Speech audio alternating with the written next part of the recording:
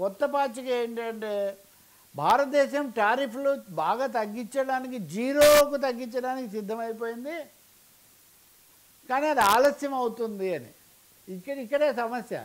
ఇంతకుముందు కూడా India America దగ్గర 64,000 కోట్ల రూపాయల విలువైన రక్షణ పరికరాలు, ముఖ్యంగా ఈ లైట్ కంబాట్ తేలికపాటి విమానాల ఇంజన్లు కొనడానికి ఒక ఆర్డర్ పెట్టింది 64,000 కోట్లకు. ఇప్పుడు ట్రంప్ చెప్తున్నాడు టారిఫ్లు జీరో స్థాయికి తగ్గించడానికి ఇండియా ఒప్పుకుంది, కానీ అది ఆలస్యం అవుతుంది అన్నారు. నిజంగా ఇండియా ఒప్పుకుందా? భారత పాకిస్తాన్ల మధ్య కాల్పుల విరమణకు నేనే కారణం అన్నది ఎంత నిజమో ఇది కూడా అంతే నిజమా? అంటే ఇక్కడ మోదీని మళ్ళీ మోదీ పాత్రను ప్రశ్నార్థకం చేస్తున్నాడు ట్రంప్. ఇది వ్యూహాత్మకం కావచ్చు.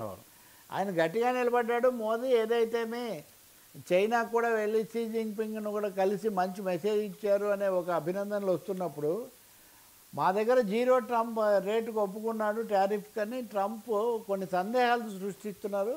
ఇది బహుశా ఒక బెలూన్ ఎగరవేస్తున్నట్టుగా ఆయన కనిపిస్తుంది. కానీ అమెరికాతో అంతకుముందు ఉన్న సాన్నిహిత్యం అంతా ఒకసారి మాయమైపోతుందా? అది కూడా మనం చెప్పగలిగిన పరిస్థితి లేదు. దాన్ని ఇంకొంచెం మనం పరిశీలించాల్సి ఉంటుంది.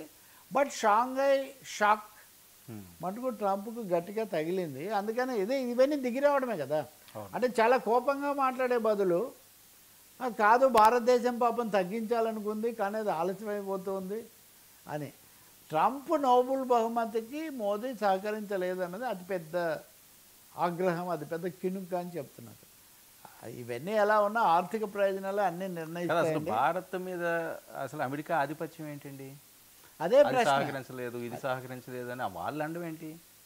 అంటే అంతకుముందు చాలా సన్నిహితంగా ఉన్నాము, హౌడీ మోడీ అవన్నీ జరిగాయి కాబట్టి మేము ఏం చెప్తే అది జరుగుతుందని చెప్పి అనుకున్నారు. అవును, ఆయన భారత్కి అలాగే చేయాలి కదా. అది చేయలేదు, అదే కదా, అది వన్ సైడ్ అయిపోయింది. అలాగే భారతీయ విద్యార్థులు వీళ్ళందరి మీద ఆయన విరుచుకుపడ్డారు.